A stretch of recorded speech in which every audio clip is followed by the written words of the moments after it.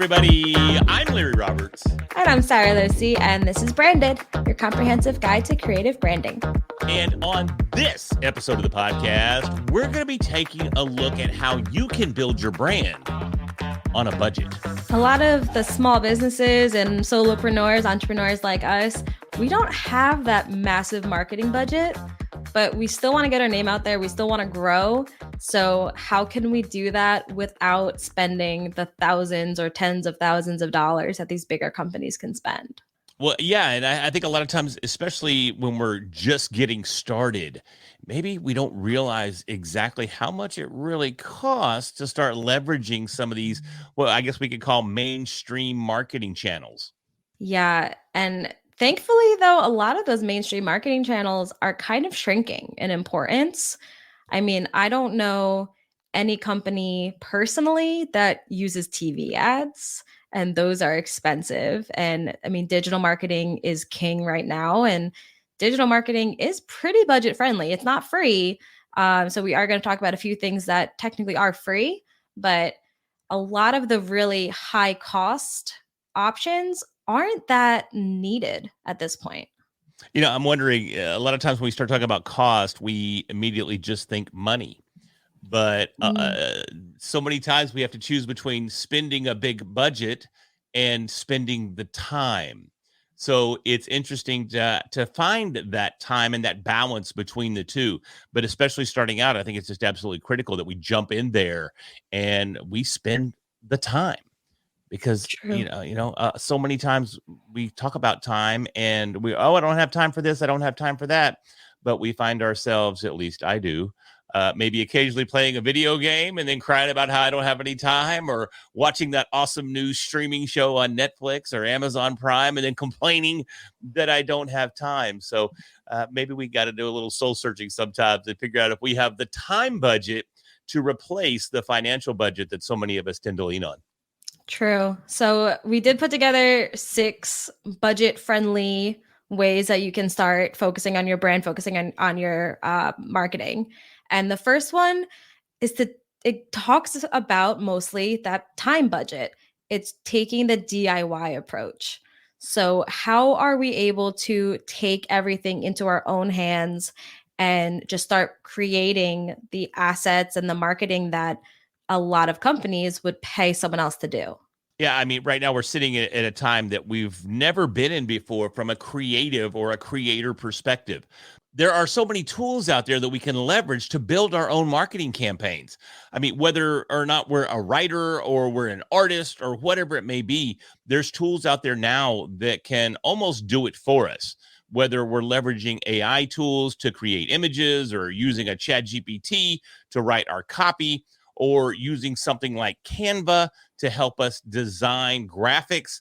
There are a ton of tools out there. And Sara, I know you've got a couple of your own that are your favorites. Since we're approaching this from like a branding standpoint, I wanted to talk about logos because you and I took very different approaches to getting our logos made.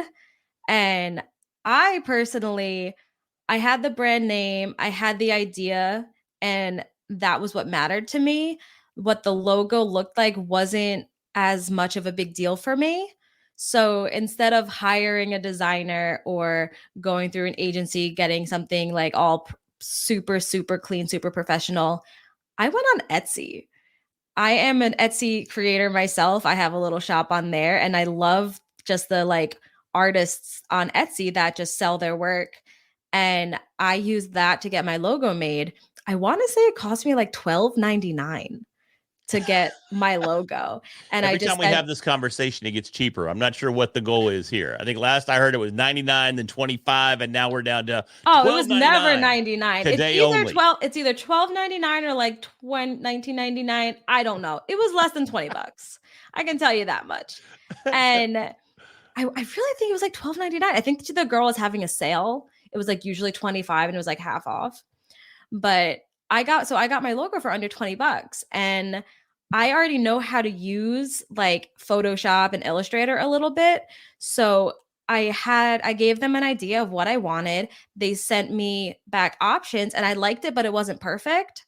So I just asked if they could send me the editable files, and they did. And I played with it until it was exactly what I wanted. And it was super, super cheap. And I like it. I think it represents what I'm trying to do. It's a girly, hand drawn type of look. And that's me.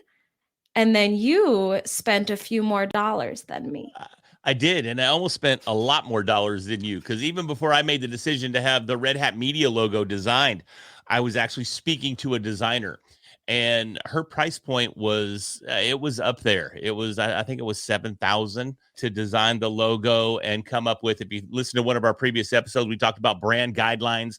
Well, this $7,000 included not just drawing a logo or designing a logo, but it came with the brand guidelines. It came with a brand story where she was going to do a deep dive into my background and find out my inspiration for Red Hat Media and all this kind of stuff that at the time really just wasn't necessary. So in an effort to design on a budget, not quite the budget that Sarah's talking about here, I still went to another company called 99 Designs. And I love 99 Designs. I think it's a great company. It's a platform where you can go and submit ideas.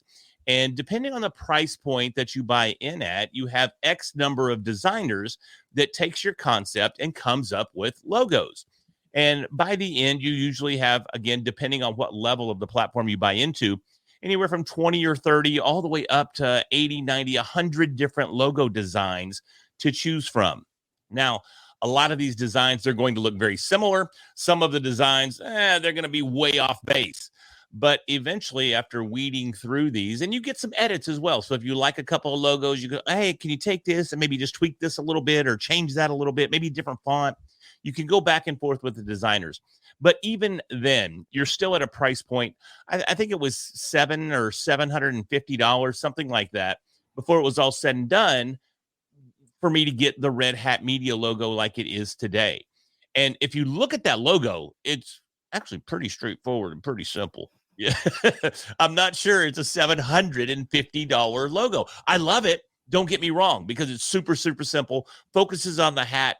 It's very reproducible. It works well for embroidery. It works well for what do you call this?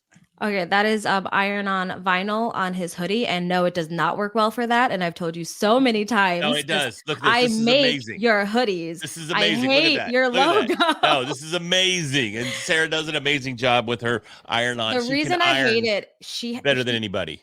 The hat has all the little like it's got the seams. Stitches. It's got the stitches stitches. and the seams. Yeah, so those are a pain because each one is like individual. Oh God, it's awful. If it was just the hat and the words, it would be fine. But it's the stitches. We're getting way off base here. We really Sarah, are. Thank you for all your efforts in creating my hoodies. I love that. Thank you so much. But again, it just goes back to there are a variety of different ways to go about getting a logo designed, whether you have the budget and you're not smart enough to manage your money efficiently like me, and you could go $700-800 or even up to $8,000 and even beyond that, depending on who you hire. Or you can go over to the Etsy side of things and knock something out for $12.99. Yeah, there's Etsy, there's Fiverr, there's things like that are going to give you that more low budget option. But remember that like brands are always changing their logos. It's not rare for a brand to change their logo. So if you're trying to build your own brand right now and you don't have that big of a budget, go ahead and get the cheaper option, and then you can upgrade it later. So you can do a rebrand when you have the budget and go with a real super talented designer, get it all custom made, hand drawn.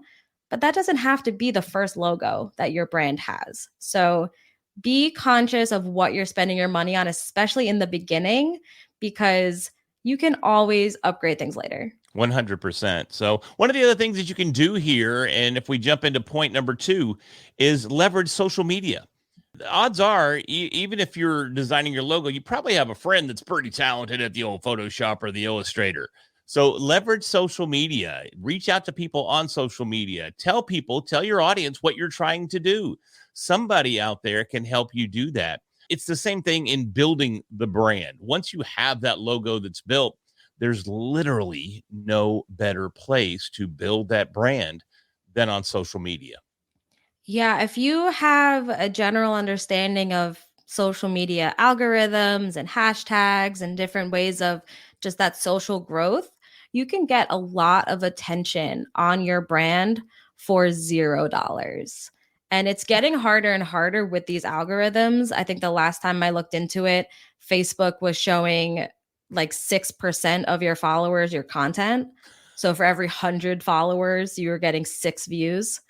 So you do have to really hack the algorithms and make it work, but you can do it. Organic is not completely dead yet, it's dying. But with TikTok and all of these new platforms coming out and reels and everything like that, the more you can put content out on all of these different platforms, the more eyes are going to get on your brand. And I think you nailed it right there, Sarah, with the more you can do, the more you can post. A lot of people are trying to build brands and businesses on social media by posting once a week. And that's just not going to work. You have to, this is where you're either going to pay a lot of money for somebody to post it for you, or you're going to spend the time to post your content on social media. But here's the budget that we're really dealing with, because what we're trying to do is we're trying to buy attention. So we need that attention, and social media is the perfect avenue to get that attention. But we have to invest the time or the money or even both in order to garner that attention. But there's some of the things that you can do to overcome some of those obstacles. And one of them, you're talking about all the different platforms, Sarah. Know where your audience is, depending on your business, depending on what you're trying to achieve and who your community should be, is going to dictate where you give that attention on what platform. So if you've got a professional business that you're trying to promote or a professional brand, LinkedIn's going to be where you need to go. If you've been on Facebook since it was, when did Facebook come out? Was it 2004, I think? Were you even born yet? Maybe. I was born Okay, I wasn't sure. I remember it being only for like college kids. Yeah, It was like a college platform. It's been out for a very long time. And if I you've been want to on say Facebook, 2003. was it 3? I was off by a year. I'll take that. I mean, that's fine. I'll take I'm that. just guessing. But if you've been on the platform for a long time, you've established an audience, leverage that platform. And these platforms, they're constantly changing, like Sarah was saying, man, whether or not they're leveraging hashtags, whether or not they're leveraging short form video content. Sarah, you mentioned Reels. Reels are tremendous right now, especially on Facebook. Facebook Reels are crushing it right now. Not so much on the Instagram side. You'll still get some attention, but you're going to get a whole lot more attention with your Reels on Facebook right now than you will really anywhere else. So leverage that and just stay on top of the trends with social media. Understand where your audience is and understand what you can do on a consistent basis to take advantage of these changes to each of these platforms. Definitely. And so that brings us to number 3, which is collaborations and cross promotions. If you have a network, you can do this.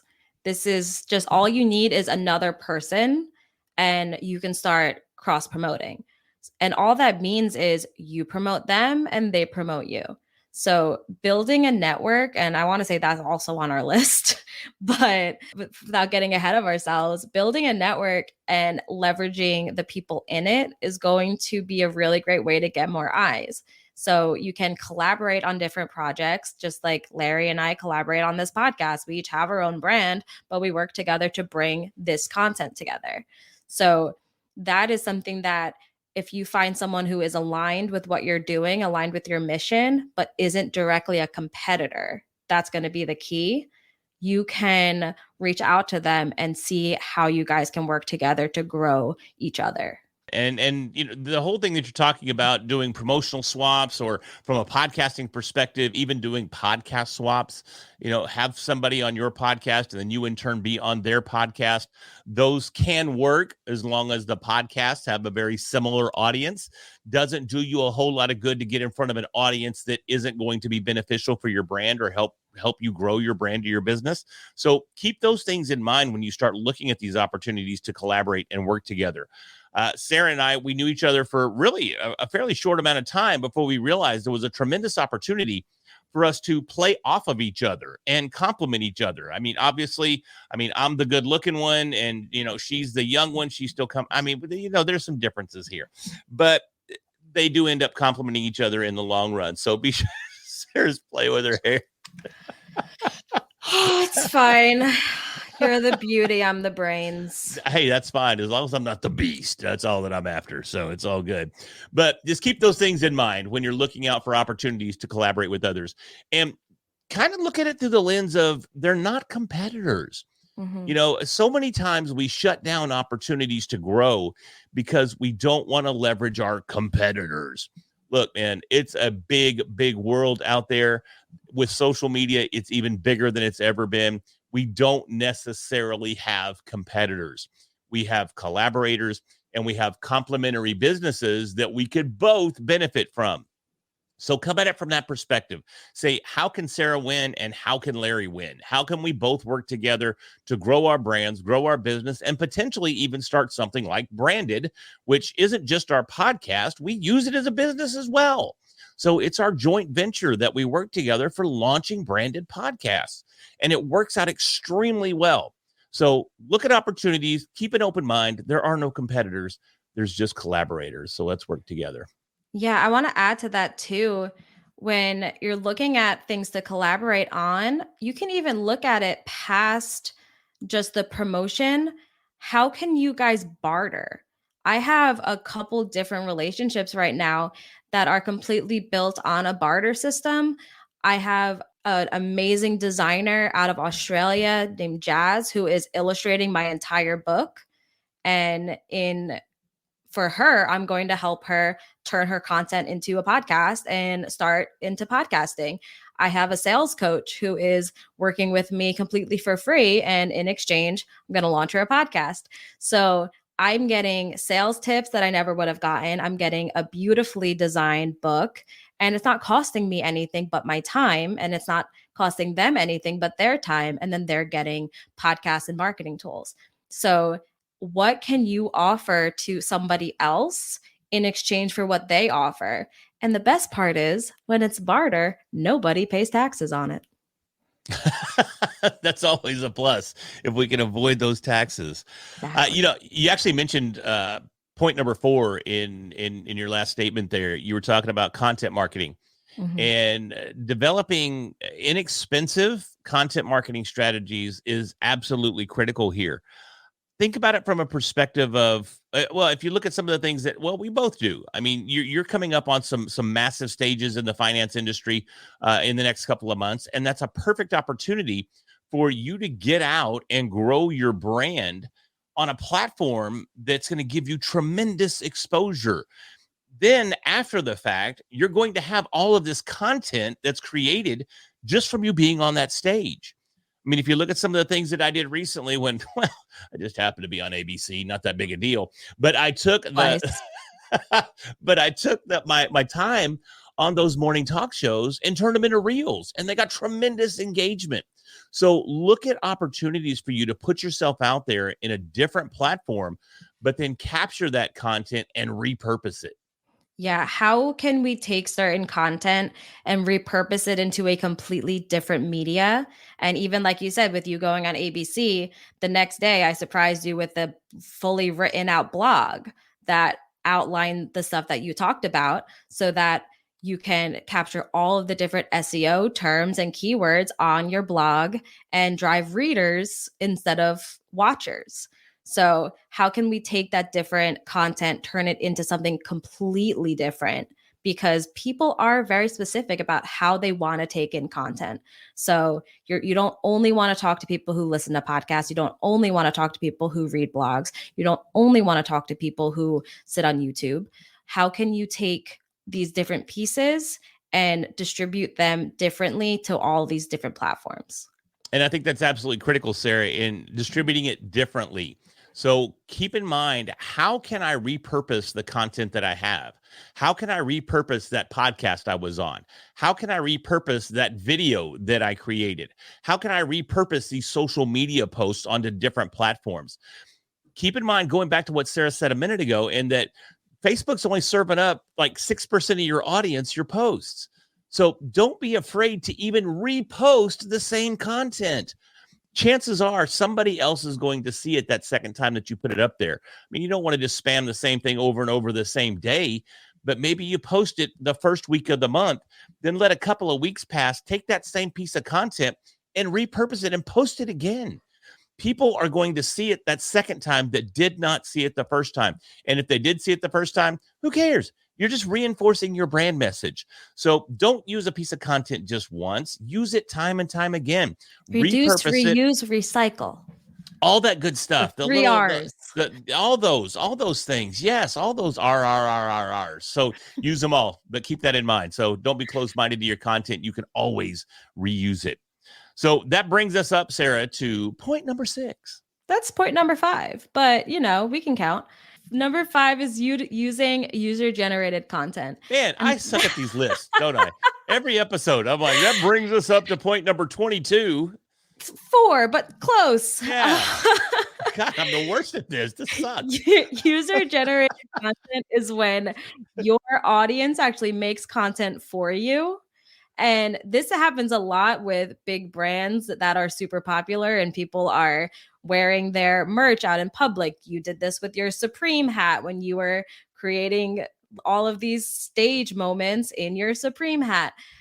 How can other people make content that you can then share to grow your own brand? Well, it's just that is taking the opportunity to represent your brand everywhere you go, and you're going to see an evolution in the way that you create this because, I mean, when it started out, you mentioned the Supreme hat and the Supreme hat evolved into the red hat, Supreme, for those of you listening that may not be familiar, Supreme's just a brand and all their merch is red with big, bright white letters that just say Supreme on whatever it is that they're marketing. And I've seen them market everything from clothing to microphones and everything in between. It just doesn't matter. They slap that red and white on there, and then they sell it for 10 times as much as you would buy it without the red and white on there. Literally, that's all it is.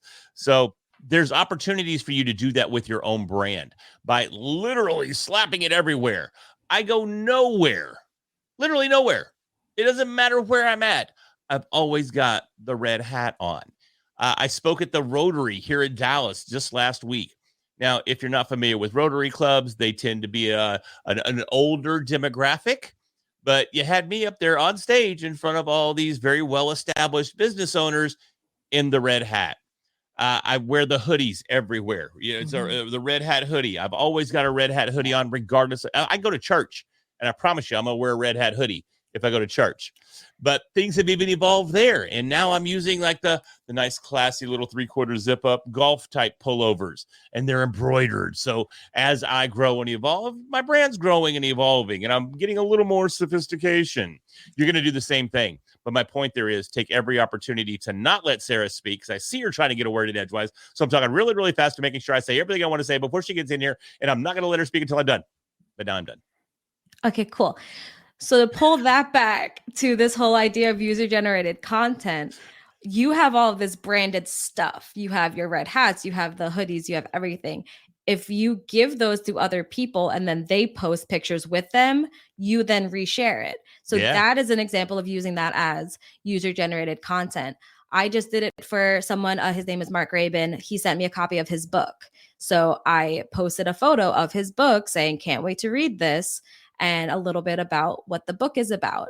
And he's able to then share that to his audience. So he just got a new piece of content marketing that he'd put no effort into. I mean, he sent me the book, but he didn't know I was going to share it. So all these different ways that we can get other people to promote some of the stuff that we're doing so that we can then reshare it, that's going to help us use that user-generated content. And depending on when this comes out, we might have a very fun piece of user-generated content to share alongside it. Oh, we might. We just might. I hope we do. I think we need to hold this episode till that comes out, but we'll see how that works out. But yeah, I mean, it's spot on. Just take the opportunity to do everything you can to build your brand and use some of your network, which we're going to be talking about next, to help you generate that content. Yeah. But we can't tease it without at least a little bit of what we're talking about. Somebody reached out to us that they choreographed a dance to our intro music. Yeah, that's going to be And amazing. I'm so excited. We're going to see her at our next conference at the end of September, the Spark Media Ignite conference. And we're going to try to get a video of this dance so we Oh, can we're share not going it. to try. We will That's my only goal. I'm supposed to go we down there and will speak, be but getting my a goal is just to video. get this video instead of speaking. I just want the video. So no, don't, Misty. If you're listening to this, I definitely I'm going to come down and deliver a great talk as well. But Of course. But that's going to be user generated content that yep. we didn't choreograph a dance, but there is now a dance. So we're going to get that video, we're going to share it, and maybe we'll even do a how to demo of this dance, and it's going to be fantastic. You know what? Here's the thing, and this might be fun. Is I still owe us a dance. I was about to say you still owe a TikTok I dance. know I still owe a TikTok dance. So maybe I just need to learn the branded dance, I and think so. we'll throw that out there too. I think that's what we're gonna do. We'll call it even. It's on record. All right, we're running out of time, so let's get to number 6. We have talked about it already several times. What is the face for, Larry? No one else can see We're it. running out of time. I just saw the time. This is the longest episode in the history of episodes. This is a long one, but it is worth it. There's so much value. So the final way to grow your brand on a budget is through networking and community engagement. How can you utilize a network? How can you build a network so that you have people in your corner that are supporting you, that can connect you with potential clients, that can share your content, that can create user-generated content, all of these different things of people just supporting you online or in person, whatever it is, it comes down to having that network. And I think this is overlooked so often, especially today, because we do get so caught up in social media. We do get so caught up in trying to build a brand online that we oftentimes overlook the power of getting out there, meeting people face to face, shaking hands, hearing their story, being engaged with others face to face. Now, granted, we're coming out of a very, very difficult time over the last few years, but here we are. We have these opportunities. And I got to tell you that Red Hat Media would not be what it is if I wasn't as actively involved in face-to-face networking. I belong to a variety of different networking groups here in the Dallas-Fort Worth Metroplex. And if it wasn't for those groups, I would not have the exposure I have now. I wouldn't have had the opportunity to be on ABC. That all came directly out of in-person networking. So take advantage of the opportunity to get out there, meet people, engage with others, learn about what they're doing, learn from them, and you create these opportunities for some of the collaboration, some of the promotional swaps, some of the other things that we talked about throughout this entire episode. So don't overlook the power of networking and collaborating in person. Get out there, shake hands, kiss babies, and run for your next political platform. And you can also do a lot of networking online if you are unable to get to some events or whatever it is. There's like LinkedIn is a great place to network. You can do virtual networking events, Zoom networking events. They don't have quite as much punch because you're not being able to build as strong of a relationship, but they are really great. And I have people in my network that I've never met before, but they were either connected to me by somebody or we met in a Facebook group, whatever it is, and they still are fantastic supporters. So you can do it online, but try to sprinkle in some in-person events. It has such a huge impact on your brand. And when you do, you nailed it right there, Sarah, when you said on your brand. Make sure that you're representing your brand at all of these events.